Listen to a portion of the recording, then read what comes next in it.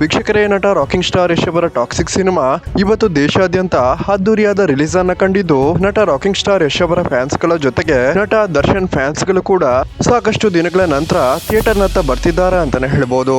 Sandalwood ನ ಜೋಡೆತ್ತುಗಳಾಗಿರುವಂತಹ ನಟ rocking star Yash ಮತ್ತು ದರ್ಶನ್ ಫ್ಯಾನ್ಸ್ ಗಳು ಪರಸ್ಪರ ಹೊಂದಾಣಿಕೆಯನ್ನು ಹೊಂದಿದ್ದು, ದರ್ಶನ್ ಫ್ಯಾನ್ಸ್ ಗಳ ಸಿನಿಮಾವನ್ನ ರಾಕಿಂಗ್ ಸ್ಟಾರ್ ಯಶ್ ಫ್ಯಾನ್ಸ್ ಗಳು ನೋಡಿದ್ರೆ, ಯಶ್ ಫ್ಯಾನ್ಸ್ ಗಳ ಸಿನಿಮಾಗಳನ್ನ ನಟ ದರ್ಶನ್ ಫ್ಯಾನ್ಸ್ ಗಳು ಕೂಡ ನೋಡ್ತಾರೆ.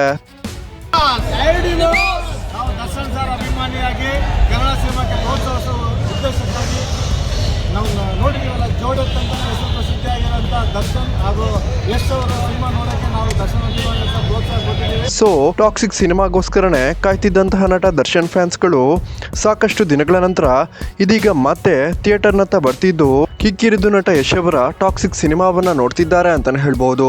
ದರ್ಶನ್ ಫ್ಯಾನ್ಸ್ಗಳು ಯಶ್ ಅವರ ಈ ಒಂದು ಸಿನಿಮಾಗೆ ಹಲವಾರು ಪಾಸಿಟಿವ್ ರಿವ್ಯೂಗಳನ್ನ ಕೊಡ್ತಿದ್ದು, ಟಾಕ್ಸಿಕ್ ಸಿನಿಮಾಗೆ ಆನೆ ಬಲವನ್ನ ತಂದಿದೆ ಅಂತಾನೆ ಹೇಳ್ಬಹುದು. ಕೆಲವರಂತೂ ಈ ಸಿನಿಮಾ 1,000 ಕಲೆಕ್ಷನ್ ಅನ್ನ ಬೇಗನೆ ಕಲೆಕ್ಷನ್ ಮಾಡುತ್ತೆ ಅಂತ ಹೇಳ್ತಿದ್ದು, ಈ ಬಜೆಟ್ಗೆ ತಕ್ಕ ಈ ಒಂದು ಸಿನಿಮಾ ಮೇಕಿಂಗ್ ಕೂಡ ಆಗಿದೆ.